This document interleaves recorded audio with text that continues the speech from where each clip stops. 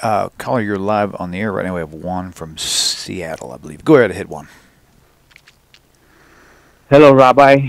My name is Juan. I'm calling from Seattle. I'm a big fan. Thank you for your show, you and William. I have a short question.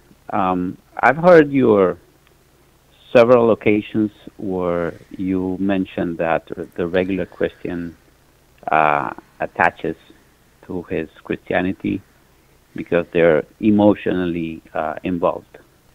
Yet I always wonder, why do scholars do the same thing when they have all this information of the misinformation, of the deception, of the manipulation and corruption of the Hebrew scriptures. I don't understand why they keep going and finding all these kind of made-up answers about Christianity, about the validity of Christianity. So I wonder what your thoughts on this. I'm going to tell you the craziest story. Crazy. I think I was told this one. So I was lecturing at Duke University. This goes back years ago. So I was a speaker at Duke for a whole series of programs. And that Shabbat, so I don't remember exactly the circumstance. So let's say I spoke at Duke on Thursday. Maybe I did another program on Monday. I don't remember. Whatever it was, I spoke at Duke. And I also spoke at a synagogue in that area. Okay. Here's the key. So I spoke at Duke. The programs went great. Many of the professors showed up, professors of biblical text, some of them really quite well known.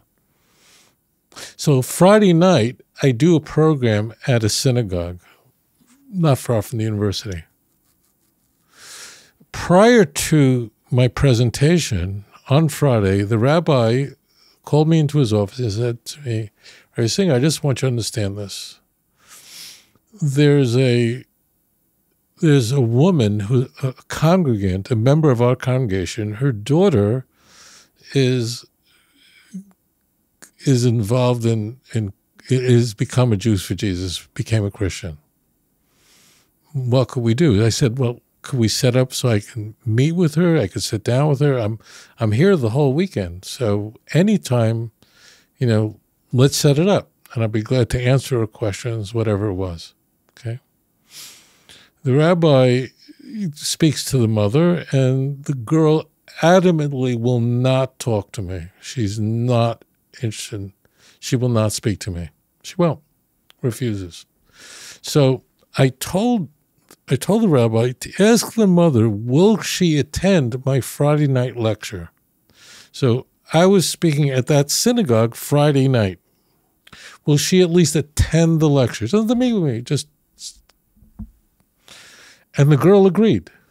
And sure enough, after services and after Kiddush, whatever, so the audience is seated. It was a fairly large audience. And the rabbi comes over to me. I was near the stage. And he says, you see, like in the second to the last row on the left side, see that woman there? Yeah. So the girl next to her, that's the girl. Okay? Okay, that's the girl. I said, thank you. Okay? And the lecture I gave Friday night, that evening, with the mother and the daughter in the audience, daughter who would not meet with me, refused to meet with me. So the lecture I delivered that evening, Friday night, was how the New Testament writers changed the Hebrew Bible, corrupted them in order to make it appear Christological. And after the program was over, people just came over to me. So there was like a crowd around me, which usually happens after a lecture. There's always going to be a crowd around me. People want to just say hi to me, introduce themselves to me, maybe make a comment, maybe ask a question. So someone's talking to me here, and I could see the girl right there, and she's watching this. The girl is now in the crowd, and she's just staring at me and the people I'm interacting with. as I'm speaking to this crowd, and the girl I could see from the corner of my eye is watching, she's very close to me, just watching it, a professor, he introduces himself, he's a professor of New Testament from Duke, okay, who I know. He's a fairly famous guy.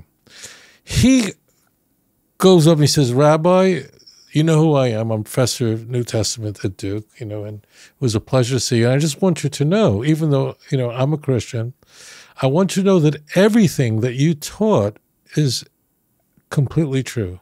It's absolutely correct. And, I thanked him very much. He was a really, really sweet fellow. Well, I wasn't shocked to hear that because professors of New Testament, even those who might regard themselves as Christians, know all this stuff. They know this. They know the massive problems, okay? They will not use the terms I use, like malevolent, corruptions. Some will, but most will not use that. That kind of assigning that kind of motivations just doesn't swing it in the academic world. People don't talk that way. I do. But the girl was flabbergasted, and she turned to him and said, wait, you're a professor of New Testament at Duke, and you're saying that everything the rabbi taught tonight is correct? And he said, absolutely. Everything he said was right on the money. It was really rudimentary stuff. I mean, is this not the craziest thing that can happen? Like this is like a movie scene, right? So I have a New Testament professor in front of me at Duke. Well, Duke is like one of the finest universities in the United States. I mean, whatever, okay? These are very serious people. And she was just appalled. She was shocked. And the reason I think she was shocked was because she figures, as I think many Christians think, is, well, I might not know the answer, but I'm sure there's someone out there that does. And as long as they do, then I'm fine with that. But to hear a guy who's professor at Duke of New Testament, it wasn't like he's a professor of economics. The girl is so shocked by what the professor said that she agrees to meet with me on Shabbos afternoon, because so on Sabbath, the next day, after services, I speak, and then I had another lecture in the late afternoon, but she agreed to meet with me at, I don't remember, Saturday afternoon sometime on the Sabbath. She met with me with the rabbi at the temple in his office, and we just spoke, and she did tshuva. She left the church, and she left for Israel in a couple of weeks and went off to study at a yeshiva in Jerusalem. So that's mind blowing. So what happens is, now there are many, many New Testament scholars that don't believe in any of the core teachings of Christianity at all. Some do, but they tend to be very, very, very liberal, very liberal. And then the fundamentalist Christian scholars, how do they work it out? It's very difficult for them to, because they understand, to some degree, they understand the problem. It depends on, but if their PhD is in New Testament or something directly related, they have to come up with some very convoluted explanations to get around these things. Very often they're going to have to use rabbinic kind of literature, find some way to do it. And some of them, to their credit, who are evangelical fundamentalists, agree that there are problems in the Christian Bible that are so insurmountable that they'll say, I don't have an answer to it. And I can think of a few people like that.